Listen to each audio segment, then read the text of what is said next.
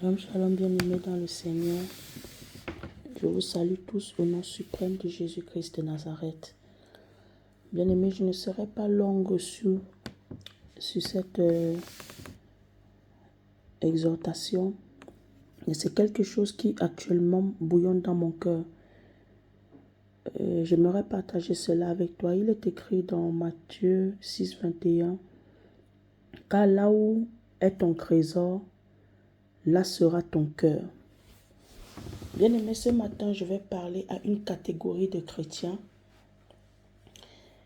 Des chrétiens qui sont fanatiques des soi-disant hommes de Dieu. Les chrétiens qui sont, en réalité, vont à l'église, mais ne sont pas réellement convertis. Les chrétiens qui aiment le sensationnel. Les chrétiens qui vivent dans l'hypocrisie. Les chrétiens qui sont des infiltrés, des loups ravisseurs, mais qui portent le vêtement des brebis.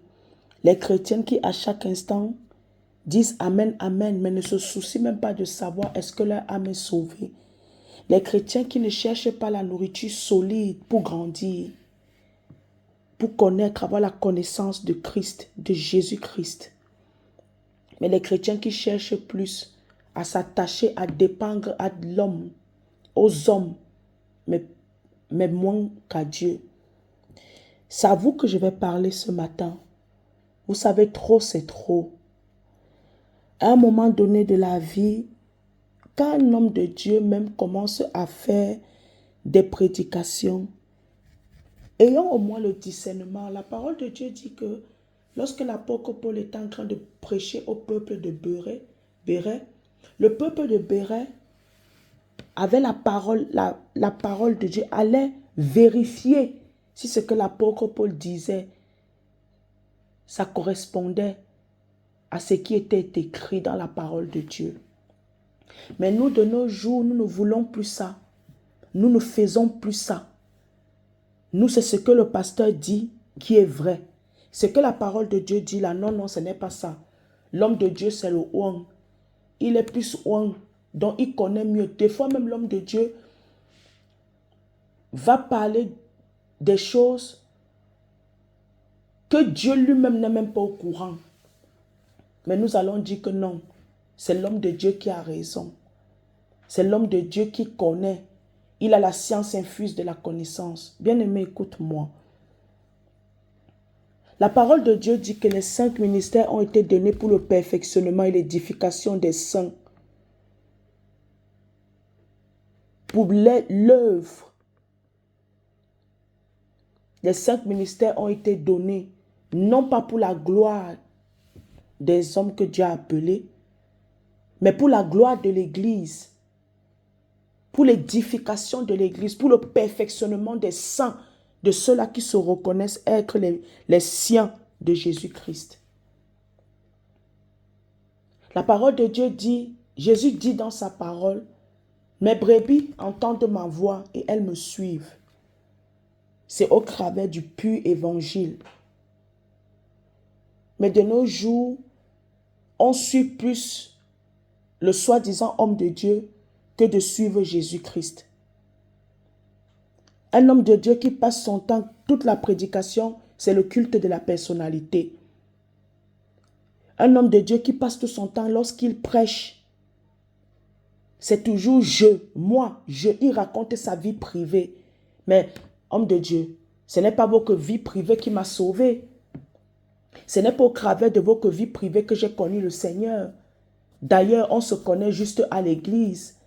Ce qui est dans les profondeurs de vos vies, je ne connais pas. Mais homme de Dieu, on ne se connaît que sur les réseaux sociaux. Mais l'homme de Dieu se lève, soi-disant homme de Dieu se lève, il vient prêcher les balivernes. Il vient raconter sa vie. Il vient prendre la place de Dieu dans le cœur des plus faibles, vulnérables, de ceux-là qui n'ont jamais rencontré le Seigneur. De ceux-là qui, même en réalité, il est de la même nature, ils sont de la même nature que cet homme de Dieu. L'homme de Dieu là, ce sont ses fidèles, ce n'est pas les fidèles de Jésus-Christ. La parole de Dieu, Jésus a dit, mes brebis entendent ma voix. Ce ne sont pas les brebis de Jésus. Les brebis de Jésus ne vont pas cautionner et que laxiste, acclamer, dire les amen dans de telles prédications. Ces personnes-là qui acclament ces hommes de Dieu-là, ce sont des égarés, des personnes qui n'ont aucun amour pour eux-mêmes, pour elles-mêmes, aucun amour pour le Seigneur. Des personnes qui sont des loups, des boucs du faux homme de Dieu. Le culte de la personnalité. Un homme de Dieu, quand il est combattu, quand l'homme de Dieu, quand des fois les épreuves l'arrivent, les épreuves que lui-même, il en est responsable. Vous allez entendre cet homme de Dieu dire que non, je suis combattu parce que j'ai le ministère de la sanctification dont le diable est en train de me combattre. Tu entends les gens qui disent Amen. Ces mêmes personnes qui disent Amen, ce sont des personnes qui ont un mauvais caractère, qui sont des hypocrites, les jaloux, qui convoitent les autres personnes. Ces personnes ne vont jamais changer parce que le véritable changement, la véritable repentance commence par une prise de conscience. Comment tu vas être conscient de ton état spirituel, de ta santé spirituelle, de ton sale caractère, de ta mauvaise nature, de ton vieil homme qui est encore en train de te dominer? C'est ce que tu écoutes de tels hommes de Dieu qui tournent autour de je, moi. Il n'y a jamais Jésus-Christ au centre. Il n'y a jamais la gloire qui revient à Jésus-Christ. Tout doit lui revenir à lui. Crois-tu que tu seras conscient de prendre conscience que le problème c'est toi? Crois-tu que tu seras conscient de réaliser que le problème c'est toi? Si ta vie ça ne va pas, ce n'est pas une question des sorciers de ma famille. On est toujours prompt à se faire passer pour les victimes, les boucs émissaires, comme certains hommes de Dieu. Quand il y a un combat, il ne se dit pas, il ne regarde pas en lui-même, est-ce que c'est moi le problème? Non, il est victime. C'est toujours accuser les autres. Ah non, les autres pasteurs me jalousent. Ah non, c'est le diable qui me combat à cause du ministère.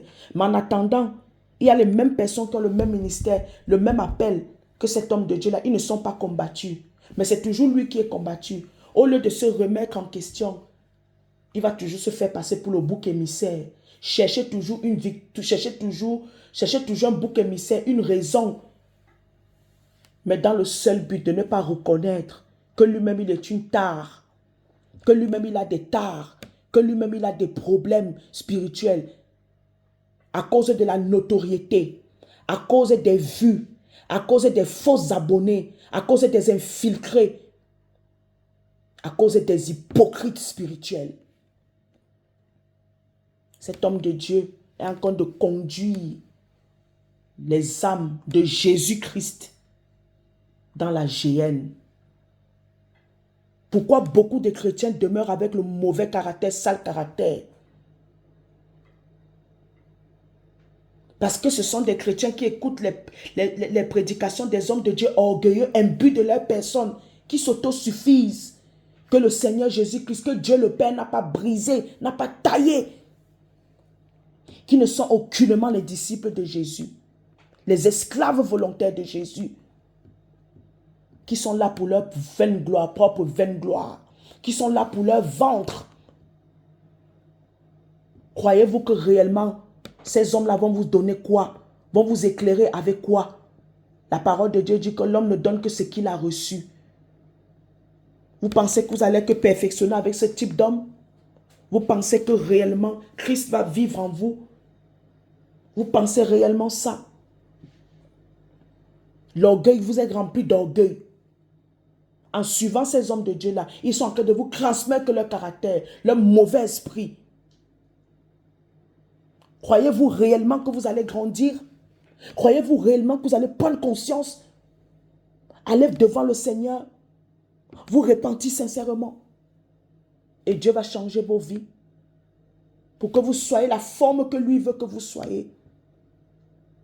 Mais aujourd'hui, les gens préfèrent la facilité.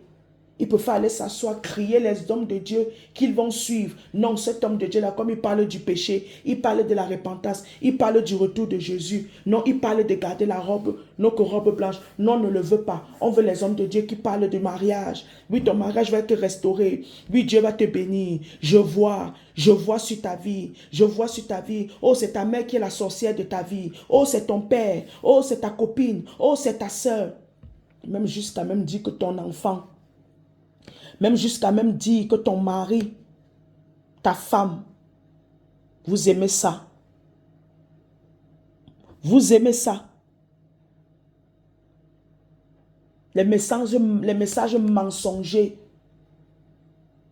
Aujourd'hui, s'il y a le faux, c'est à cause des faux frères.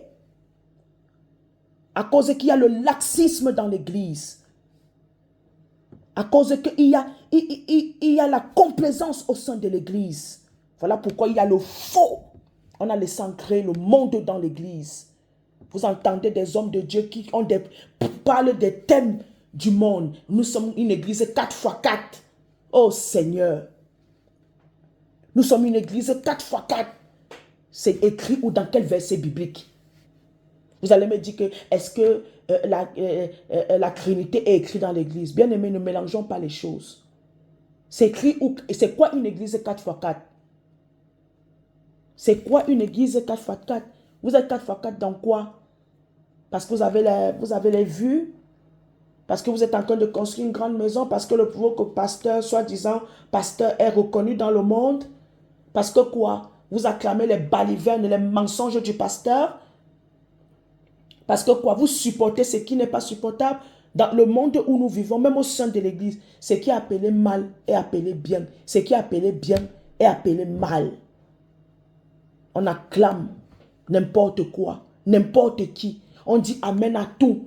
On dit alléluia à tout. On rend la gloire à Dieu dans tout. Et pourtant, Dieu n'est pas là-dedans. Bien-aimé, réveille-toi. Réveille-toi. Réveille-toi. Ces hommes de Dieu-là, eux, ils savent dans quel camp ils sont. C'est toi peut-être qui ne sais pas dans quel camp tu es. Tu crois que tu es dans le bon. Mais si un instant tu prends le temps de te rapprocher sincèrement du Seigneur, tu lui ouvres sincèrement ton cœur, le Seigneur va te révéler certaines choses. Tu seras étonné. Tu seras étonné. Bien-aimé, tu n'as pas le droit à l'erreur. Tu n'as pas le droit de te tromper. Parce que tout est devant ta face. Pour que tu puisses te ressaisir, revenir à Jésus avec un cœur sincère. Jésus est à la porte. Jésus revient très bientôt, bien-aimé. Jésus revient très bientôt. Je t'en supplie, prends ta vie au sérieux. Le salut, ton âme, a un prix. Et ce prix-là, et ce prix, ça a coûté la vie de Jésus-Christ.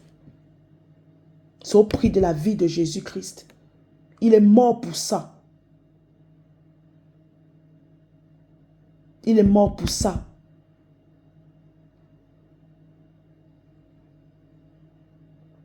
Je vais m'arrêter là. Je vais m'arrêter là. Aujourd'hui, beaucoup de chrétiens refusent de changer à cause que pour eux, ce sont les autres qui sont le problème. Ce n'est jamais eux le problème. Voilà pourquoi l'église est malade. Les églises sont malades parce que l'église de Jésus-Christ même, ceux qui appartiennent à Jésus-Christ ne sont pas malades. À l'heure actuelle, ils sont éclairés. Les églisettes sont malades. Les églisettes sont malades. Ils nettoient la coupe de l'extérieur, mais l'intérieur est rempli de rapine, de méchanceté, de rébellion contre le Seigneur. L'hypocrisie au sein de l'église. L'hypocrisie. L'hypocrisie. Bien-aimé, l'heure est grave. Hein? L'heure est grave. L'heure est sincèrement grave. À l'heure actuelle où nous sommes en train de parler, c'est vraiment, ceux-là vraiment les vrais. Les vrais, je parle bien du blé. C'est ceux-là vraiment, vous allez vous rendre compte à un moment donné. Les gens ne voudront plus suivre ces hommes de Dieu-là. Les gens ne voudront plus. Moi, je vous dis, hein, je suis arrivé à un point où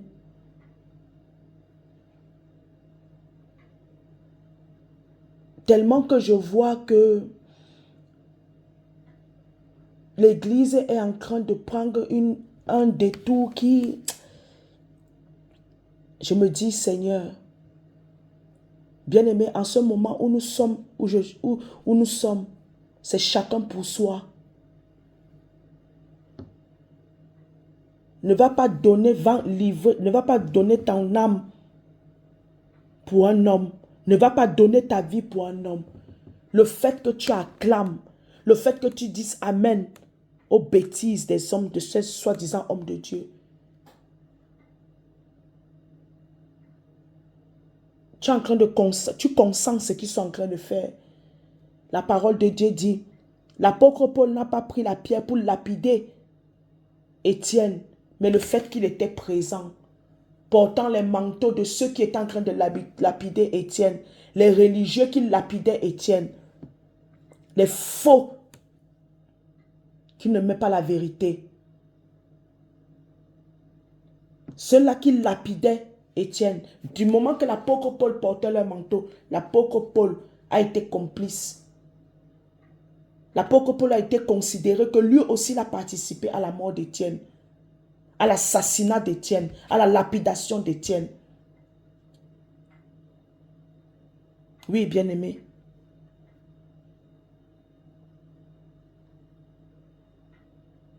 Faisons très attention. Faisons très attention. Faisons très attention.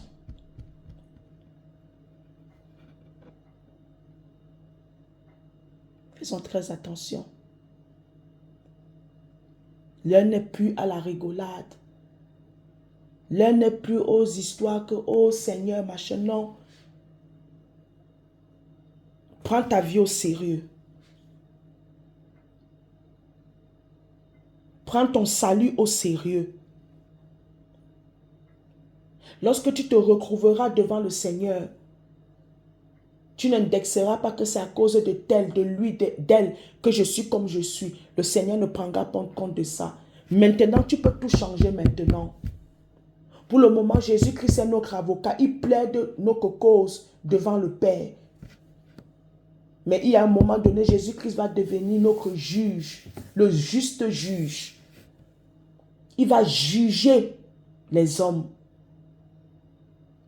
Tu as tout ce temps-là encore, lorsque la grâce est disponible, de revenir au Seigneur avec un cœur sincère, d'abandonner toutes ces voies. Il y a des chrétiens que eux, ils ont décidé de servir le diable. Ils ont décidé de ne pas servir Dieu. Eux, c'est leur choix. La parole de Dieu dit, pêche, toi qui pêches, pêche encore. Ça veut dire qu'à un moment donné, là, ce que tu fais là, fais-le bien. Choisis ton camp. En faisant bien ce que tu fais là, tu es en train de choisir ton camp. Tu es en train de révéler qui est l'arbre de qui tu sors. Tu es le fruit de cet arbre-là. On reconnaît l'arbre par son fruit. On te reconnaîtra. On reconnaîtra l'arbre par lequel tu sors. Par ton fruit, par tes œuvres, par tes fruits, par ton fruit.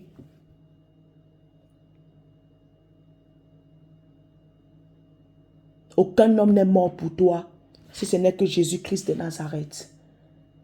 Aucun homme n'est mort pour toi. Et je le dis et je le répète, Dieu ne refera pas encore une nouvelle œuvre de la croix. Parce que des fois, je me demande que les chrétiens, ils veulent quoi? Ils attendent quoi de Dieu? Nous attendons quoi de Dieu? Nous croyons que Dieu va encore retuer Jésus. Jésus va encore revenir sur la terre, refaire l'œuvre de la croix. Non. Il a fait une bonne fois pour toutes. Tant pis pour ceux qui n'y croient pas. Tant pis pour ceux qui n'en prendront pas part. Mais que ça ne soit pas toi, bien-aimé. Du moment que tu es en train de suivre ces exhortations, sache que c'est un jugement pour toi plus tard. Ça sera un jugement pour toi devant le trône de Dieu. Devant le trône blanc de Dieu, le trône où le Seigneur Jésus qui va rendre à chacun selon ses œuvres. Jésus ne reviendra pas une deuxième fois mourir pour nous. C'est une bonne fois pour toutes que Dieu nous a manifesté son amour. Nous attendons quoi de Dieu? Nous attendons quoi? Qu'est-ce que nous voulons au juste? Quelle preuve voulons-nous encore? Quelle preuve attendons-nous encore? Pour commencer à prendre nos vies au sérieux. Pour commencer à considérer que le salut là, tu peux le perdre. Ne joue pas avec ta vie. Que Dieu te bénisse abondamment. Paix et grâce dans ta vie. Au nom suprême de Jésus-Christ. Amen.